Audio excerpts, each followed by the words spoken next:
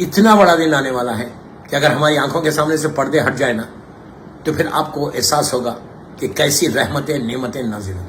اس لیے کہ سب سے بڑی جو نعمت ہے، سب سے بڑی نعمت وہ ولایت امیر المومنین علی بن ابی طالب علیہ السلام.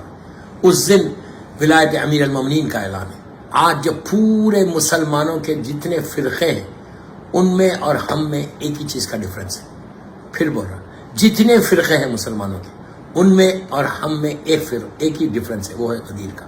کہ اگر غدیر کو لوگ ایکسیپٹ کر لیتے تو آج کوئی اسلام میں پرابلم نہیں ہوتا. ایک ہی اسلام ہوتا جو اللہ کے رسول نے پیش کیا.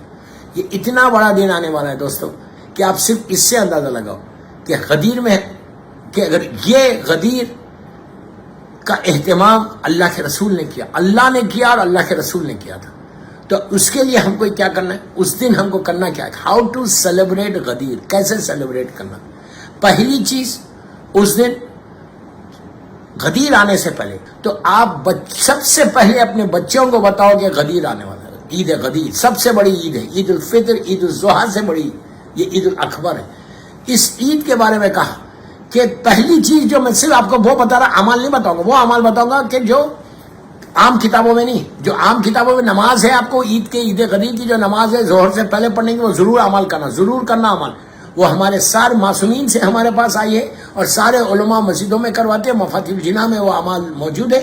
اسی لیے میں وہ اعمال آپ کو نہیں بتا رہا، وہ نماز نہیں بتا رہا، نماز سب کو پتہ ہے. سب سے پہلے چیز کیا کرنا آپ کو، ذمہ داری کیا ہے کہ غدیر کو آگے بڑھاؤ، غدیر کو آگے بڑھاؤ. آٹھویں امام کا جملہ ہے، آٹھویں امام کا جملہ ہے کہ جب آپ مسلسل آپ کے پاس جب کوئی شاعر پوئٹس آتے تھے تو آپ مجلسیں کرتے تھے. جب کوئی شاعر آتا پوچھتے تم نے میرے جج کے لیے کوئی چیز لائی ہے تو وہ کہتے مولا آپ کے پاس آئیں اور ہم آپ کوئی مرثیہ لکھ کے نہ لائیں. تو امام اہتمام کرتے. اسی طرح غدیر کا بھی اہتمام کرنا. اہتمام کرتے، فرش کا انتظام کرتا، پردہ ڈالا جاتا اور پردے کے پیچھے سیدانیوں کو بولتے آگے بیٹھو اور پورا مجمع آتا. امام خود بنفس نفیس جا کے فرش پہ بیٹھتے اور بیٹھ کے ذاکر کو بولتے کہ مجلس ذکر امام کرو، میرے جد کا ذکر کرو. تو لوگوں نے کہا مولا کیوں کرتے آپ اتنا، کوئی غم کی تاریخ نہیں ہے. تو امام نے اس وقت کہا تھا کہ تم نے غدیر کو بھلا دیا، اب ہم محرم کو، عاشورے کو، کربلا کو بھلانے نہیں دیں گے. تو امام کا جملہ ہے کہ تم نے غدیر کو بھلا دیا، اب ہم کربلا اتنا ذکر کریں گے کہ تمہارے ذہنوں میں کربلا بس جائے. تو اسی طرح ہم ہمارے ذہنوں میں کربلا بسنے کے لیے ہم کو یہ جنریشن بعد جنریشن لے کے جانا ہے غدیر کو.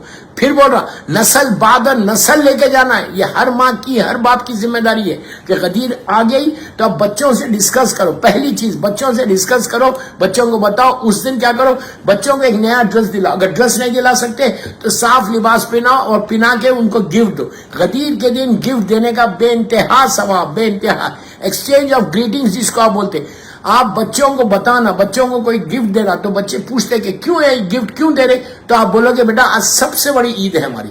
تو وہ لوگ انتظار کریں گے، وہ خوش ہوں گے. اس دن مومن کو خوش کرنے کا بے انتہا ثواب.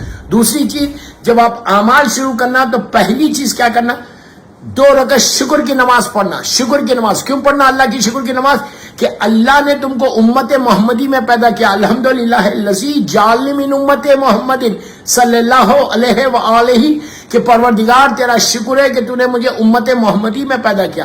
امت محمدی میں پیدا ہونے کا جو سب سے بڑی برکت اور رحمت ملی وہ ولایت امیر المومنین ملی. اللہ چاہتا تو ہم کو موسیٰ نبی کی امت میں پیدا کر سکتا تھا، اللہ چاہتا تو ہم کو عیسیٰ نبی کی امت میں پیدا کر سکتا تھا، لیکن اللہ نے ہم کو امت محمدی میں بھی اور اس گھر میں پیدا کیا کہ جہاں سے ولایت علی ہمارے پاس آئی. تو 2 رکعت شکر کی نماز پڑھنا اور اس کے بعد جو پہلی چیز بچوں کو بتا کے اس دن جو آپ مبارکباد دیں گے تو دنیا کی لحاظ کی بات کرنا پھر آگے بڑھتا. سب سے پہلے اگر تمہارے ماں باپ زندہ، پلیز غور سے سنو، اگر تمہارے اس دن ماں باپ ماشاءاللہ ماں باپ زندہ ہے تو اپنی ماں کو جا کے مبارکباد دو، اپنے باپ کو جا کے مبارکباد دو.